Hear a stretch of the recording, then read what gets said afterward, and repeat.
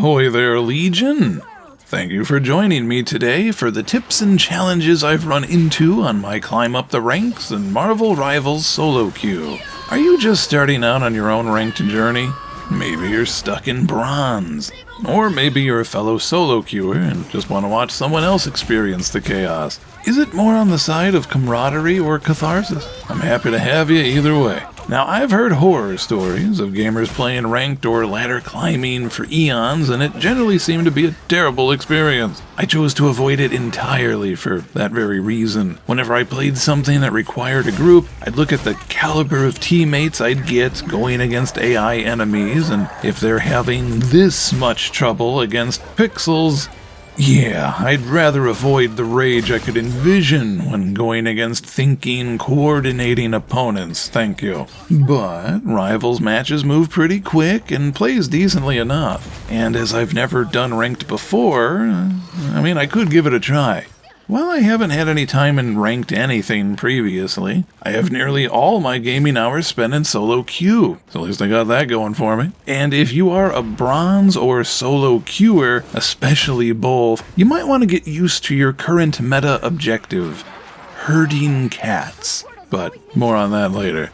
The problem I had with quick matches was, outside of others insta-locking, is it's too random. You never know what your team or the enemy power levels are until the match starts. I wanted to play Magic, but learning to play her without heals or coordination wasn't a great time. How can I guarantee both of those? Well, ranked players should be pretty good, right?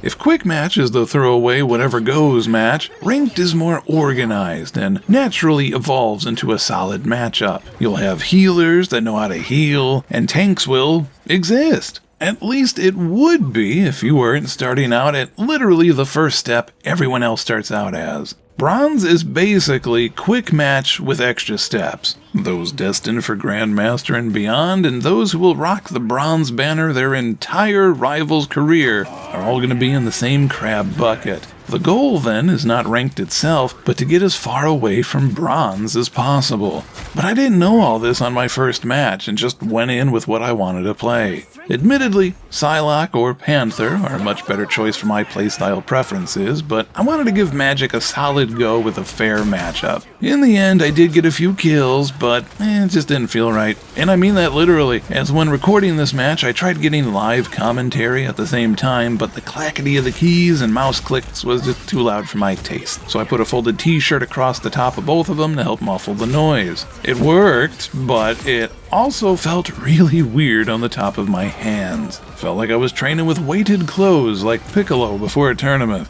Now, we did win the first round, but at the start of the second, I swapped to Iron Man, as strategically speaking, the level was pretty wide open, so playing a sneaky dive wasn't ideal, and I prefer the idea of bombarding the enemy from the safety of being miles away. After all, dead DPS do 0 DPS, and I'm pretty sure I took him by surprise with the first few shots clustered together. Now, as Iron Man, my goal is to pressure them wherever possible, but preferably keeping their backline distracted so my team can run wild on them. Keep an eye out for those Scarlet Witches, though. This first match was a great start.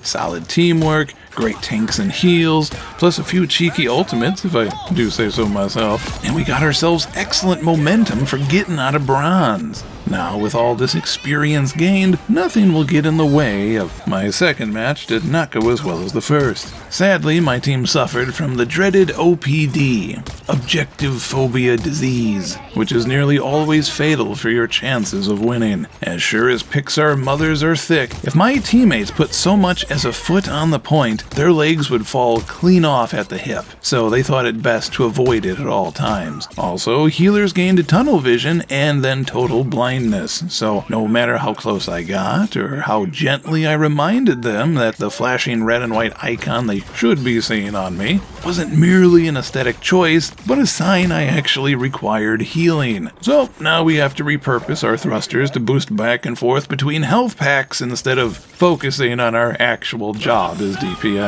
How could the shift between matches be so stark? Why is this happening? Why did simple things turn into mountains to climb?